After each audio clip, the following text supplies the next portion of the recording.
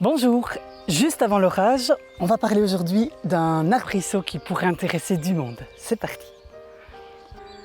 Alors pourquoi récolter avant la pluie? Quand vous récoltez des fleurs, c'est toujours intéressant d'avoir quelques jours de grand soleil avant la récolte parce que vous aurez beaucoup plus de pollen sur les fleurs et donc beaucoup plus de principes actifs dans vos récoltes. Alors le prunellier, on l'appelle aussi l'épine noire à cause de ces grandes épines qu'il a sur ses rameaux. On le reconnaît facilement parce que c'est un des arbrisseaux qui va donner une grande floraison de fleurs très blanches au printemps. Donc si vous avez une hésitation entre le prunellier et l'aubépine, vous devez savoir que le prunellier donne d'abord ses fleurs et puis les feuilles. C'est le contraire pour l'aubépine. Les aubépines sont déjà en train de faire des feuilles qui ont un lobe un petit peu plus comme ça.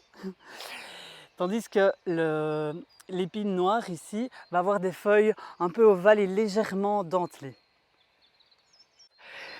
C'est un arbrisseau épineux qui forme des buissons très denses, jusqu'à 2-3 mètres de hauteur, et qui donne un beau refuge pour les oiseaux. On voit ici le tronc, il est un petit peu noir comme ça. Les rameaux sont très épineux et l'écorce comme les feuilles contiennent des propriétés hypoglycémiantes. Donc c'est intéressant pour les diabétiques. Les fruits, les prunelles, sont comme des petites prunes comme ça, bleu, noir entre les deux. Et elles sont très astringentes et acides. On peut les manger crues quand même, mais il vaut mieux attendre les premières gelées, quand elles sont toutes fripées. Alors là, on peut les assimiler, ça sera moins difficile. En tout cas, elles ont des propriétés très astringentes. Elles contiennent de la vitamine C, elles contiennent des acides organiques et aussi beaucoup de tanins, ce qui va provoquer cette astringence, ce resserrement des tissus. Le noyau est potentiellement toxique, donc on le laissera de côté. Les fruits, on peut les utiliser en décoction.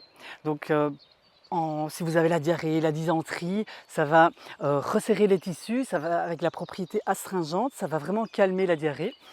Et donc la décoction, vous prenez 50 g de fruits séchés que vous mettez dans 1 litre d'eau et vous laissez bouillir pendant 1 minute. Après vous coupez le feu, le gaz, et vous laissez infuser comme ça pendant 10 minutes.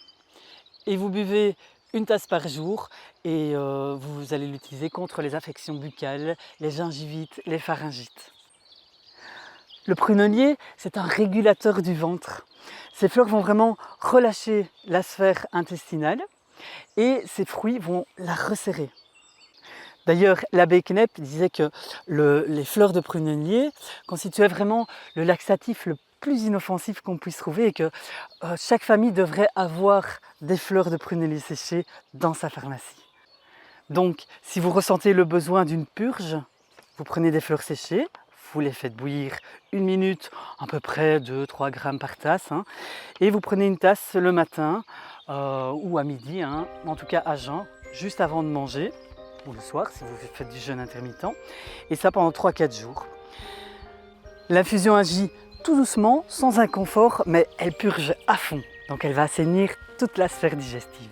Elle est utile aussi contre les affections de la sphère urinaire, donc si vous avez régulièrement des cystites, on va l'utiliser aussi contre les rhumatismes, en prévision contre l'obésité et le diabète.